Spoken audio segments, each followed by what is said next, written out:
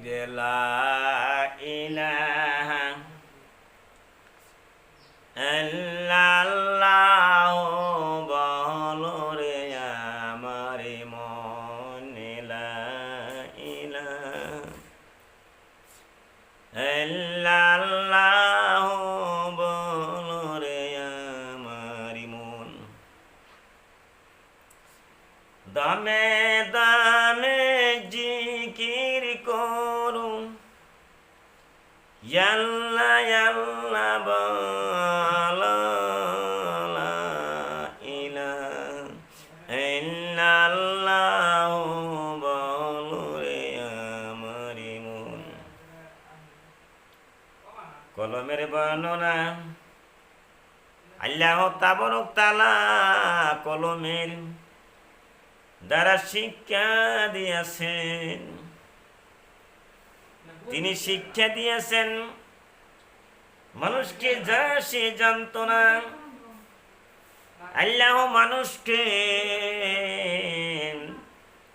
লিখন শিক্ষা দিয়েছেন,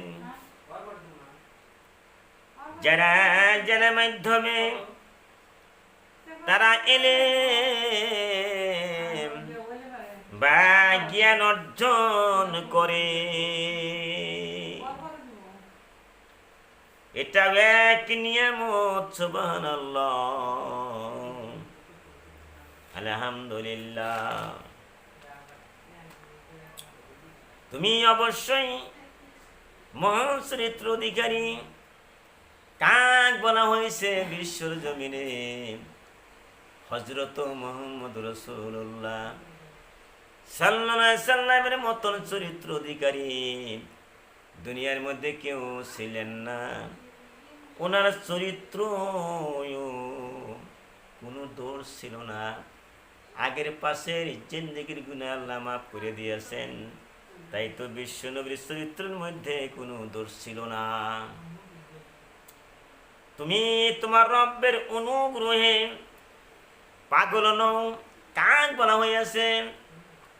যে সমস্ত কাফেরেরা আমার নবীকে পাগল বলেছিল, আমার নবী সান্ত্বনা দিয়ে বলতেছে, নবী গো, যতই মানুষে তোমাকে পাগল বলুক না কেন, তুমি কোনোদিনই পাগল হইতে পারো না।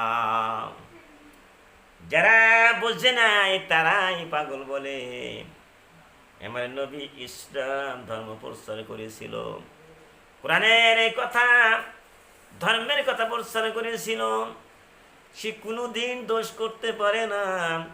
হিংসা, কিন, অহংকার আমার নবীর ভিতরে ছিল না। তোমার সমুদায়ের মুখে সত্য অস্বীকারীরা তোমাকে বলে থাকে তোমার জন্য আছে পুরস্কার, অসহনীয় কষ্ট সহ্য করেছো। কারণ দুনিয়ার মধ্যে যে যত কষ্ট করে, কোরআনের মধ্যে আছে দুঃখের পরে সুখ, সুখের পরে দুঃখ, জোড়ায় জোড়ায় আছে। আমার আল্লাহ নবীকে সান্ত্বনা দিয়ে বলল, তুমি যত কষ্ট করেছো হাসরের ময়দানে পরকালে আল্লাহ তোমাকে পুরস্কার দান করিবেন। সুবহানাল্লাহ। আমরাও যদি ভালো ভালো কর্ম রাজি করিয়া থাকি, আমাদেরকেও আল্লাহ পুরস্কার দিবেন হাসরের ময়দানে।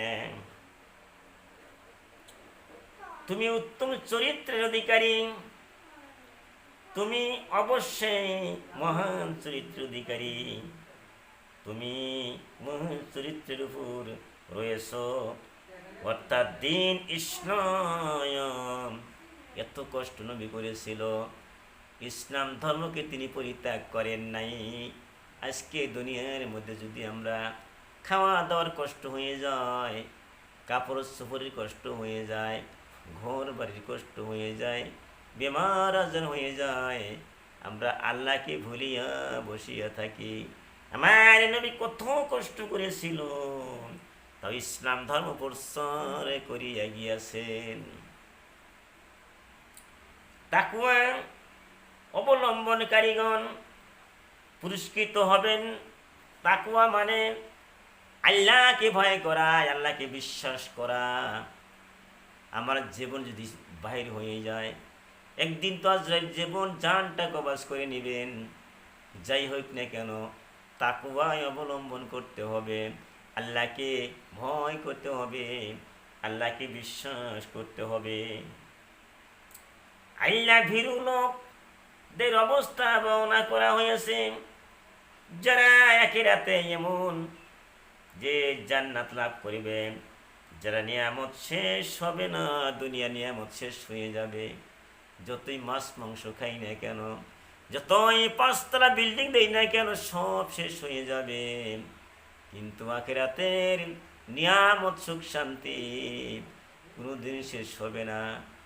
আজকে বন্ধুরা, আমাদের দন্ত ছিল, দাঁত ছিল, যে দন্ত দিয়া কত মাছ মাংস খাইছি, মাংস খাইছি, হাড্ডি খাইছি, কিন্তু সেই দাঁত নড়াচড়া করতেছে, দাঁত তো শেষ হয়ে যাবে, মাথার চুল আস্তে আস্তে পাইকে যাইতেছে, দাড়ি চুল পাইকে যাইতেছে, এই পর্যন্ত আমরা আল্লাহর কোনো উপাসনা করতেছি না।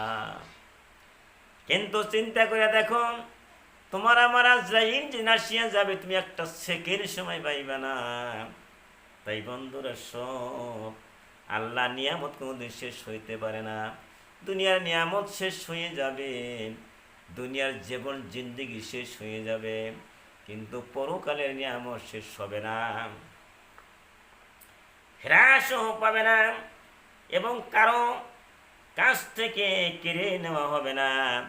তুমি আসলে ভালো কর্ম করেছিলা, সৎ কর্ম করেছিলা, তোমার সৎকর্ম তোমারই থাকবে, তোমার সৎকর্ম কেউ কাইরে নিতে পারে না।